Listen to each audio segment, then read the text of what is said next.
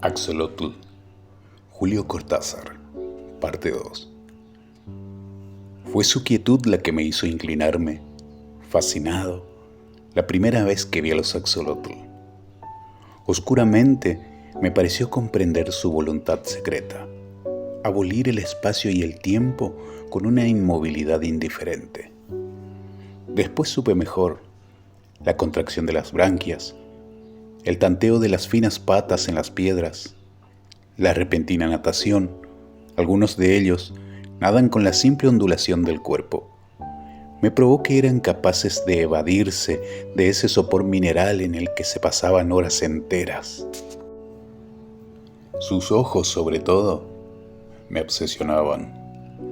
Al lado de ellos, en los restantes acuarios, diversos peces me mostraban la simple estupidez de sus hermosos ojos, semejantes a los nuestros. Los ojos de los axolotl me decían de la presencia de una vida diferente, de otra manera de mirar. Pegando mi cara al vidrio, a veces el guardia tosía inquieto. Buscaba ver mejor los diminutos puntos áureos, esa entrada al mundo infinitamente lento y remoto de las criaturas rosadas.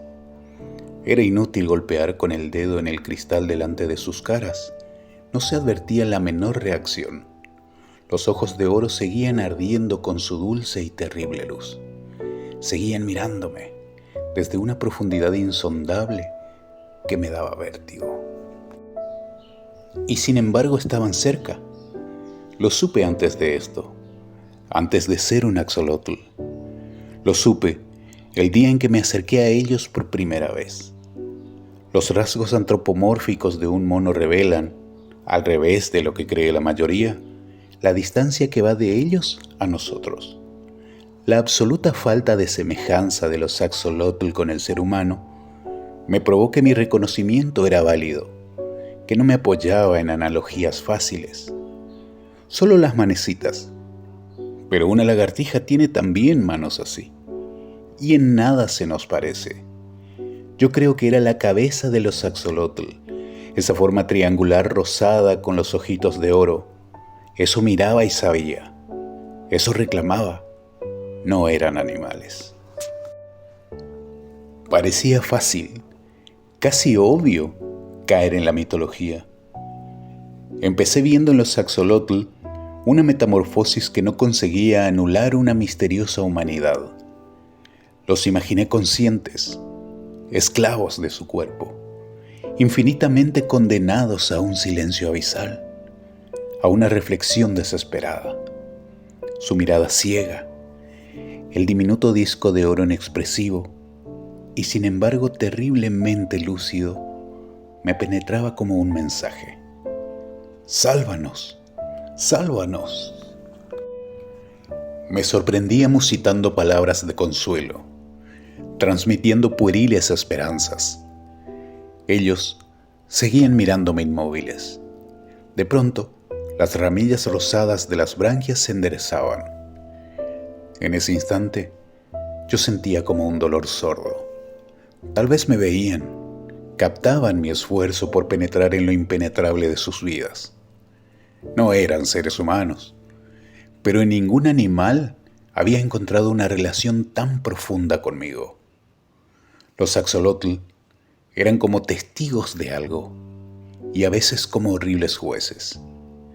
Me sentía innoble frente a ellos. Había una pureza tan espantosa en esos ojos transparentes. Eran larvas, pero larva quiere decir máscara y también fantasma. Detrás de esas caras aztecas inexpresivas y sin embargo de una crueldad implacable, ¿qué imagen esperaba su hora? Les temía. Creo que de no haber sentido la proximidad de otros visitantes y del guardia, no me hubiese atrevido a quedarme a solas con ellos. «Usted se los come con los ojos», me decía riendo el guardia, que debía suponerme un poco desequilibrado. No se daba cuenta de que eran ellos los que me devoraban lentamente por los ojos, en un canibalismo de oro. Lejos del acuario, no hacía más que pensar en ellos.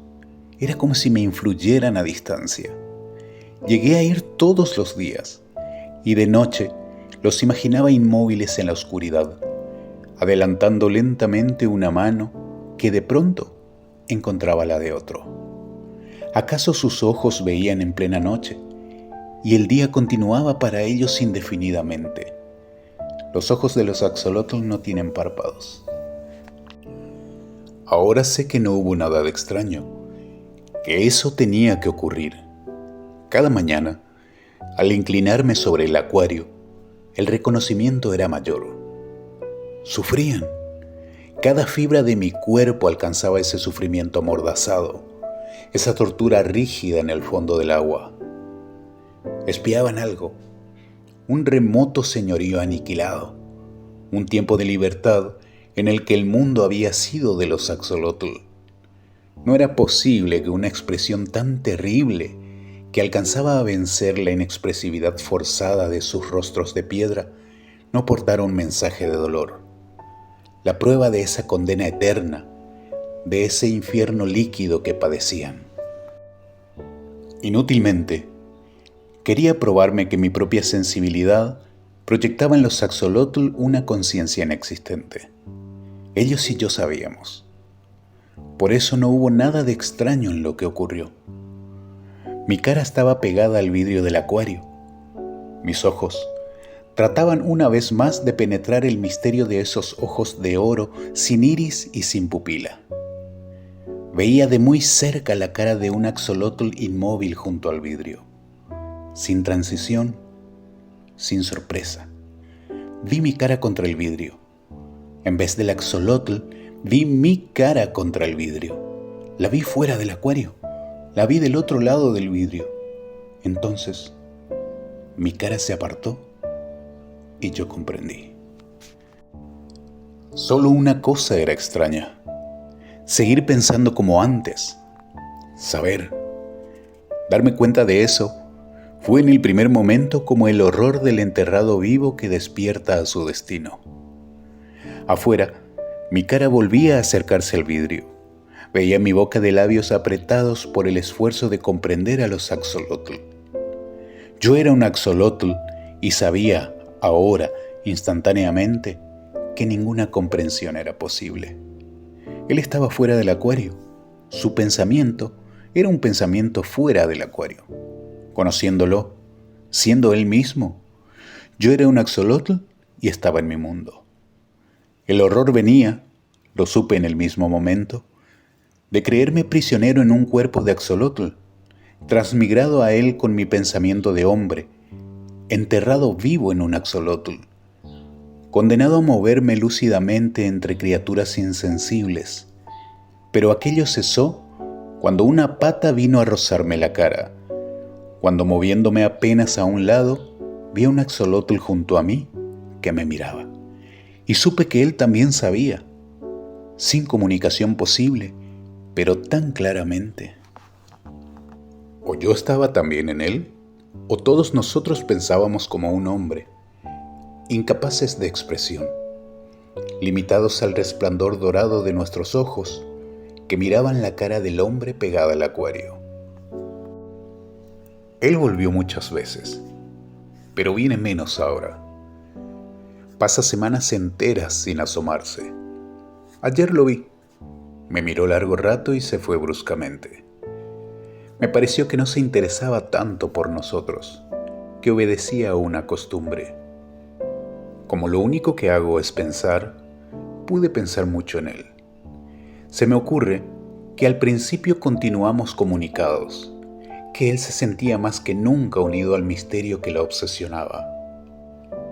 Pero los puentes están cortados entre él y yo, porque lo que era su obsesión es ahora un axolotl, ajeno a su vida de hombre. Creo que al principio yo era capaz de volver en cierto modo a él. Solo en cierto modo.